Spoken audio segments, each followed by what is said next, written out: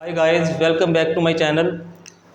आज की इस वीडियो में हम कॉस्ट ऑफ गुड्स सोल्ड और उससे रिलेटेड फार्मूलाज को समझेंगे और उस फार्मूला के करने के लिए एक या दो एग्जांपल्स मैं आपको अपनी तरफ से कराऊंगा, जिससे हमारा ये टॉपिक कवर हो जाएगा। कॉस्ट ऑफ गुड्स सोल्ड काफ़ी अच्छा, काफ़ी इम्पोर्टेंट टॉपिक है। ये आपके एग्ज़ाम में ऐसे क्वेश्चन आ जाया करते हैं। तो आइए शुरू करते हैं। सबसे पहले है कोग्स, इसको शॉर्ट में कहते हैं कोग्स। कोग्स होता है कॉस्ट ऑफ गुड्स सोल्ड। तो कॉस्ट ऑफ गुड्स सोल्ड का फार्मूला क्या है? कॉस्ट ऑफ गुड्स सोल्ड का फार्मूला है opening stock plus net purchase plus direct expense minus closing stock. अब कई बच्चे कहते हैं sir cost of goods sold का मतलब क्या है? कॉस्ट ऑफ गुड्स सोल्ड का मतलब है कि जो गुड्स हमने बेची हैं उसकी हमें कॉस्ट क्या पड़ी, उसको बेचने से पहले हमें क्या कॉस्ट करना पड़ा कि फिर हम उसका प्रॉफिट लॉस निकालना चाहते हैं।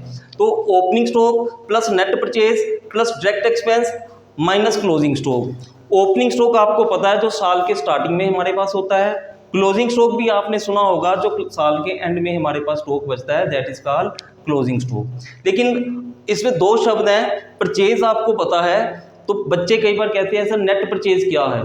तो नेट परचेज के लिए ये अलग से एक फार्मूला लिखा है। नेट परचेज का मतलब है, देखो जो हम परचेज करते हैं, कुछ हम कैश पे करते हैं, कुछ क्रेडिट पे करते हैं, और कुछ गुड्स हम वापस बेच देते हैं। व्हाटसोएवर इज द रीजन, जिसको परचेज रिटर्न कहते हैं।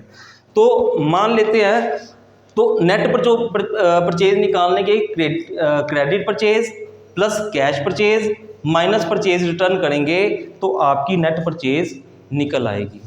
इसी तरह से अब डायरेक्ट एक्सपेंस क्या है? डायरेक्ट एक्सपेंस वो एक्सपेंस जिसके बिना आपका काम हो ही नहीं सकता, शुरू ही नहीं कर सकते। तो डायरेक्ट एक्सपेंस की ज़्यादा डिटेल हम 18 चैप्टर फाइनेंशियल स्टेटमेंट में करेंगे, लेकिन थोड़ा सा इस टॉपिक के लिए जितना समझना है, इसमें कुछ मेन डायरेक्ट एक्सपेंसेस क्या आएंगे। डायरेक्ट एक्सपेंसेस में आपका आ जाएगा वेजिस, मैं यहाँ लिख देता हूँ, एक वेजिस आ जाएगा, फ्रेट एंड कैरिज, एक रॉयल्टी, एक मैन्युफैक्चरिंग एक्सपेंस। थोड़ा सा जगह की प्रॉब्लम है।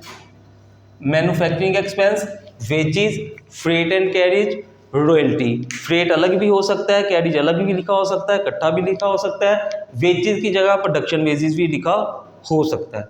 तो ये 4-5 एक्सपेंसेस है, नॉर्मली इस चैप्टर में आते हैं। तो ये डायरेक्ट एक्सपेंसेस हैं। उसके बाद नेट परचेज का फार्मूला हमने कर लिया। नेट परचेज क्या होता है? अब है नेट सेल। सिमिलरली जैसे हमने नेट परचेज निकाली थी, उसी तरह से नेट सेल निकालेंगे। नेट सेल में credit sale plus cash cell करेंगे, उन दोनों के टोटल में से सेल रिटर्न माइनस करेंगे। लेकिन अगर क्वेश्चन में आपको क्रेडिट सेल और कैश सेल में से एक ही चीज़ दी हुई है तो कंफ्यूज नहीं होना। अगर एक ही है तो उसकी हो सकता है सारी सेल कैश में हो सकता है उसकी सारी सेल क्रेडिट में हो, तो उसमें से सेल रिटर्न माइनस करेंगे तो बाकी हम अपना नेट सेल निकाल लेंगे। उसके बाद एक सिंपल फार्मूला, ग्रॉस प्रॉफिट कैसे निकालेंगे? नेट सेल में से माइनस करेंगे कोग्स, कॉस्ट ऑफ गुड्स सोल्ड, तो हमारा ग्रॉस प्रॉफिट आ जाएगा। ग्रॉस प्रॉफिट आ जाएगा तो उसके बाद अगर हमने नेट प्रॉफिट निकालना है तो नेट प्रॉफिट निकालने के लिए ग्रॉस प्रॉफिट में से ऑपरेटिंग एक्सपेंस माइनस करेंगे।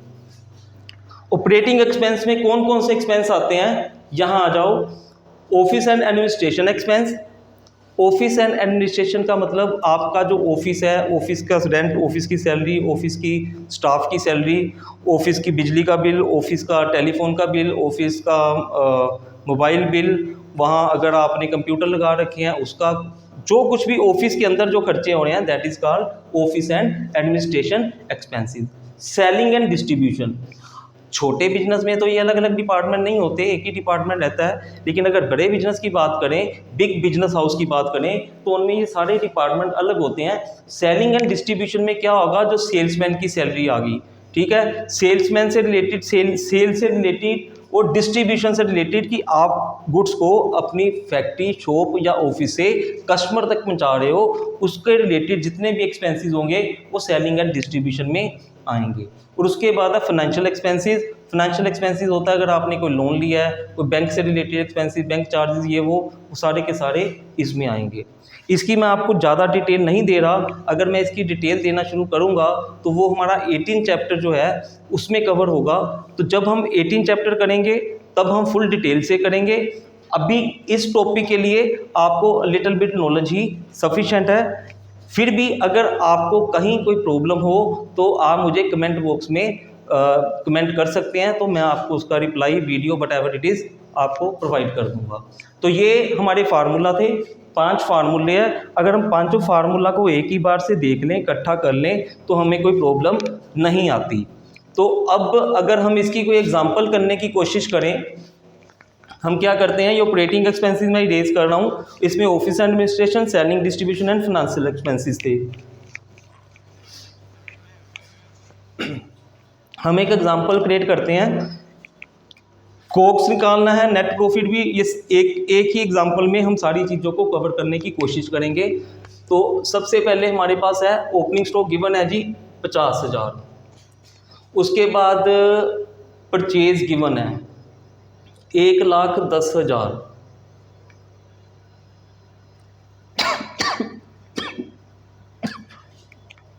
सेल गिवन है, सेल हमें कितनी गिवन है, मान लेते हैं 2,20,000।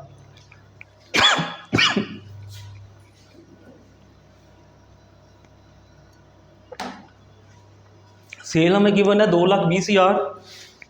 इसके अलावा सेल रिटर्न गिवन है 20,000। परचेज रिटर्न हमें गिवन है 10,000। और मान लेते हैं एक हमें क्लोजिंग स्टॉक चाहिए, क्लोजिंग स्टॉक ले लेते हैं 70,000। नेट परचेज भी निकल आएगी, नेट सेल निकल आएगी, ग्रॉस प्रॉफिट निकल आएगा। डायरेक्ट एक्सपेंस ले लेते हैं, वेजेस गिवन है 20,000, थोड़ा कम कर देते हैं 5,000। रॉयल्टी ले लेते हैं, इसको भी हम, इसको कितना ले लें, 2,500 ले लेते हैं, 2,000 कर लो, कैलकुलेशन इजी हो जाएगी। 2,000 इसकी रॉयल्टी ले लेते हैं। तो इससे हम क्वेश्चन करने की कोशिश करते हैं, ये हमारी स्टेटमेंट है, एग्जाम्पल है।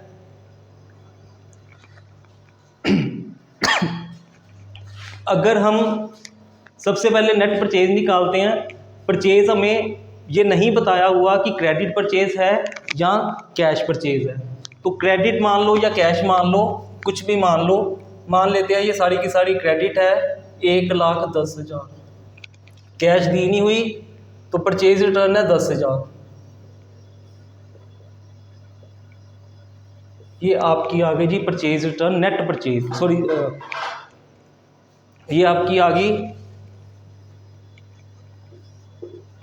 Net purchase. अब सेल भी इसी तरह से निकाल लेंगे। मान लेते हैं कि सेल भी हमारी सारी की सारी क्रेडिट सेल है, तो 2,20,000 हमारी सेल है, कैश सेल 0 है, सेल रिटर्न हमारी 20,000 है, तो नेट सेल आपकी आ गई 2 लाख। अब ये हमारी आ गई है, सेल भी आ गई है, सेल परचेज और सेल दोनों नेट हमने निकाल ली है। अब हमने निकालेंगे क्या निकालेंगे, कोग्स, कॉस्ट ऑफ गुड्स सोल्ड। तो ये थोड़ा सा यहाँ इरेज कर देते हैं।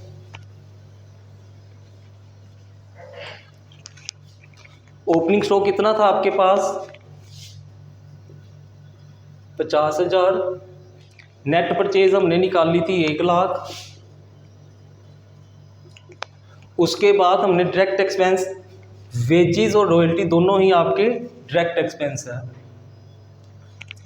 नेट परचेज हमने लिख ली है, डायरेक्ट एक्सपेंस में वेजेस 5,000 और रॉयल्टी 2,000, ये हमारे एक्सपेंस थे। और क्लोजिंग स्टॉक आपके पास है 70,000।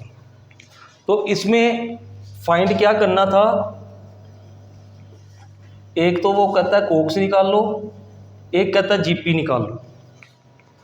कोक्स निकालना है और जीपी निकालना है। GP stand for gross profit. तो सबसे पहले कोक्स निकाल लेंगे, क्योंकि जीपी निकालने का फार्मूला है नेट सेल माइनस कोक्स। तो पहले हम कोक्स निकालेंगे। कोक्स हम निकालने हैं, तो कोक्स देखो जरा कितनी बनी कोक्स आपकी, 1,50,000, 1,55,000, 1,57,000 माइनस 70,000, 57 और 30 87। ये आपका 87,000 आ गई कोक्स। ठीक है जी, ये आपका कोक्स निकल आया। उसके बाद अब हमने जीपी निकालना है, तो मैं फार्मूला लिखा हुआ है उसी में पुट कर देता हूँ। जीपी कैसे निकाल लेंगे, नेट सेल। नेट सेल थी 2 लाख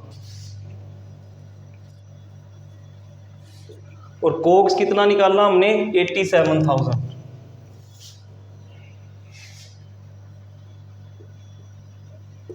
ये आपका निकल आया 1,13,000। ये आपका निकल आया जी ग्रॉस प्रॉफिट। हमने कोक्स भी निकाला, हमने नेट परचेज नेट सेल भी निकाला, हमने ग्रॉस प्रॉफिट भी निकाल दिया। This is the first example.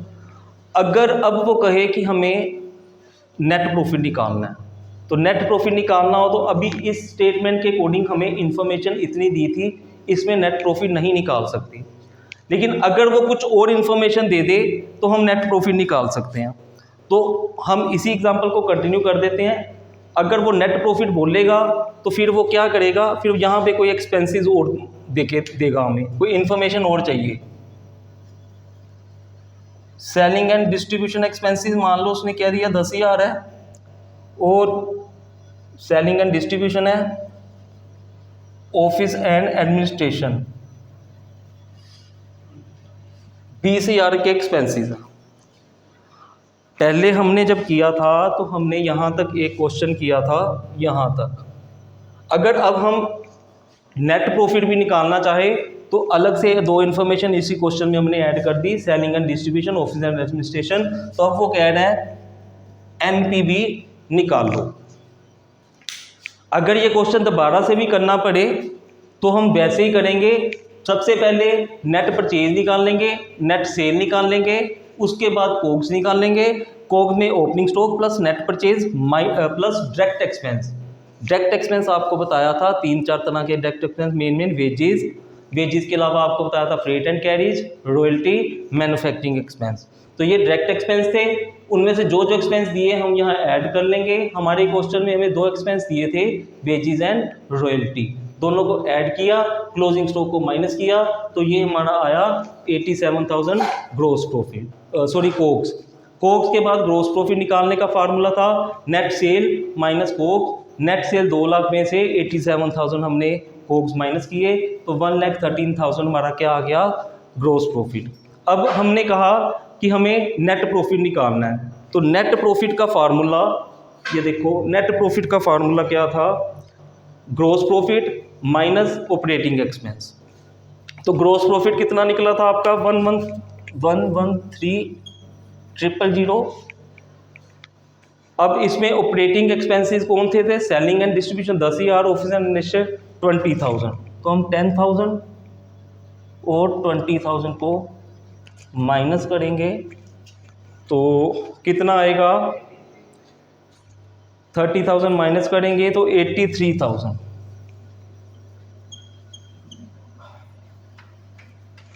तो ये हमारा नेट प्रॉफिट निकल आया।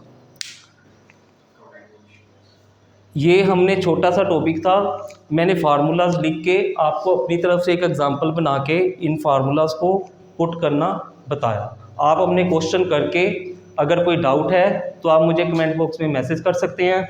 इसके अलावा आपको एक काम क्या करना है, आपको पता है, आपको शेयर करना है, सब्सक्राइब करना है और इसको लाइक करना है। And thank you for watching video. Have a nice day.